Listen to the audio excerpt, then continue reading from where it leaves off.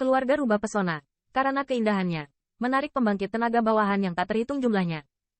Biasanya, pembangkit tenaga listrik ini juga rajin dan gigih, melihat darah dan mengalir di kepala mereka. Namun, sehubungan dengan ini, ajaran leluhur rubah memiliki banyak pelajaran tentang penggunaan darah oleh leluhur mereka, meninggalkan peringatan. Jangan pernah terlalu mengandalkan mereka. Suatu kali, Meilir juga mengira bahwa pembangkit tenaga listrik ini bersedia melakukan apa saja untuknya. Namun, adegan ini membuatnya sangat memahami kebenaran dari pelajaran di Zusun. Namun, meski begitu, rubah yang terpesona tidak berani membelakangi kekuatan bawahan itu, karena jika mereka hilang, rubah yang terpesona mungkin akan sepenuhnya direduksi menjadi mainan orang lain. Untuk kepergian pembangkit tenaga listrik yang melindungi Meilir, lawannya Lion Weishi juga mengawasi, tapi dia tidak menghentikannya. Saat ini, yang paling dia inginkan adalah mengelupas dan kram anak itu dikelilingi oleh lapisan-lapisan di udara. Dan kemudian taklukkan pesonanya. Pada saat ini, Qin Yichen yang terkepung tidak memiliki perubahan di wajahnya, dan bahkan banyak pembangkit tenaga listrik yang melarikan diri seperti burung dan binatang buas di bawahnya, seolah-olah dia mengharapkannya, dan coraknya tidak berubah. Berpura-pura. Melihat siluet ramping yang berdiri di udara, tangan Lion Weishi terangkat sedikit, dan hanya setelah perintahnya, pembangkit tenaga listrik yang mengelilingi yang terakhir akan berubah menjadi singa gila, mencabik-cabik yang terakhir. Siapa yang memberimu keberanian untuk berani beroperasi di hutan peri kami? Dan saat Lion Weishi bersiap untuk menuntut, suara agung, seperti ledakan guntur, tiba-tiba terdengar di udara. Di bawah siluet ini, kelompok pembangkit tenaga Tians yang awalnya agresif, masing-masing dan setiap orang, merasa seolah-olah mereka telah dipukul dengan keras, dan napas mereka menyusut kembali. Kemudian, dari atas langit yang jauh, pita seputih salju bersiul, dan akhirnya tetap berada di udara. Saat melihat siluet itu, wajah Lion Weishi tiba-tiba berubah. Itu adalah Deacon Fire Essence yang mengendarai unicorn, berapi-api. Ras Fine Spirit bisa berbeda dengan Tians. Meskipun Patriark Elf tinggal di hutan Elf dan tidak pernah memprovokasi benar dan salah, semua ras tidak melupakan betapa menakutkannya ras roh yang baik itu. Meskipun keluarga Tians dapat menindas banyak ras, mereka tidak memenuhi syarat untuk melompat ke depan ras roh. Di keluarga Tians berikutnya, Lion Weishi bertemu dengan Deacon Fire. Mengenai berapi-api, banyak pengusaha telah melihatnya di konferensi komoditas. Segera, si Weishi segera memberikan hadiah besar dan berteriak dengan hormat. Singa Weishi, Tians. Pandangan dingin yang tajam ke arah Lion Weishi, bertanya dengan acuh tak acuh. Tepat, tepat. Lion Weishi membungkuk dan mengangguk. Oh, sepertinya Tians berkembang dengan baik. Mata galak melirik pembangkit tenaga Tians, kata dingin.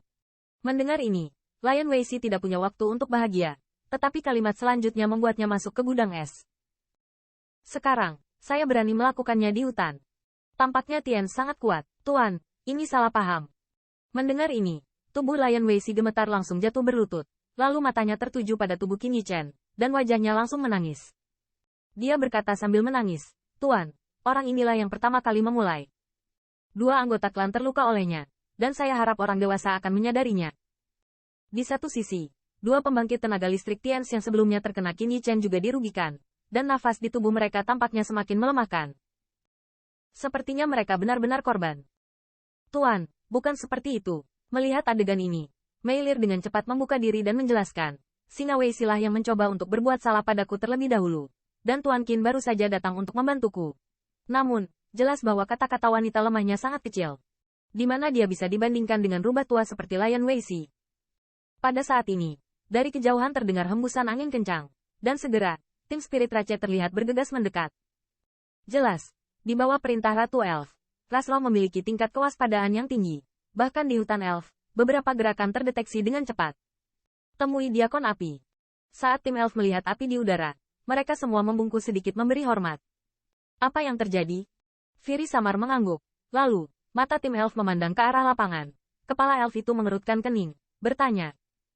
Orang dewasa ini, melihat orang-orang dari pasukan Elf datang. Lion Weishi mengulangi kata-kata yang baru saja dijelaskan.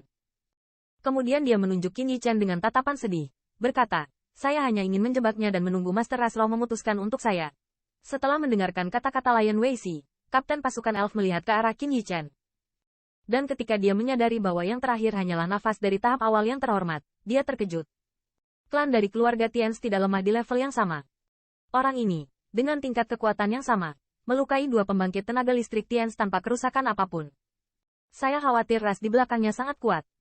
Namun, tidak peduli dari ras mana dia berasal, Jika Anda berani menimbulkan masalah di situs Spirit Rache, Anda harus membayar harga yang sesuai.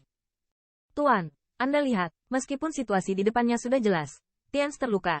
Tetapi dengan hormat, Kapten pasukan elf dengan sopan bertanya dengan galak di udara. Tuan, Anda harus memutuskan untuk saya. Lion Weishi juga memohon dengan ekspresi berapi-api. Meskipun dia benar-benar ingin mengajar Qin Yichen secara langsung, keterlibatan perlombaan roh sekarang memaksanya untuk fokus pada perlindungan diri. Serahkan di hutan elf. Tidak peduli apa kekuatannya, hapus basis kultivasi dan buang. Dia melirik ke bawah dengan tajam, tetapi suara samar itu bercampur dengan pesona yang menyenangkan hati. Setelah mendengar ini, wajah cantik di bawah tule Meilir tiba-tiba menjadi pucat. Meskipun ras roh memiliki peraturan yang tidak mengizinkan orang ras eksternal menimbulkan masalah di wilayah mereka, biasanya, bahkan jika ada gesekan kecil antara ras asing, mereka tidak akan dihukum seberat itu. Di dunia di mana pembangkit tenaga listrik dihormati, menghapus basis kultivasi bahkan lebih buruk daripada membunuh orang lain secara langsung. Singa Weishi yang berhadapan dengan Meilir adalah kegembiraan di hatinya saat mendengar ini. Dia menghapus basis kultivasi dan mengusirnya dari hutan peri. Bukankah ini berarti anak ini masih tidak bisa lepas dari telapak tangannya? Dia bisa menghemat banyak energi. Ya. Mendengar hal tersebut, Kapten pasukan elf sedikit berubah. Rupanya juga merasa bahwa hukumannya agak berat. Namun ia tidak akan mempersoalkan vonis keras tersebut.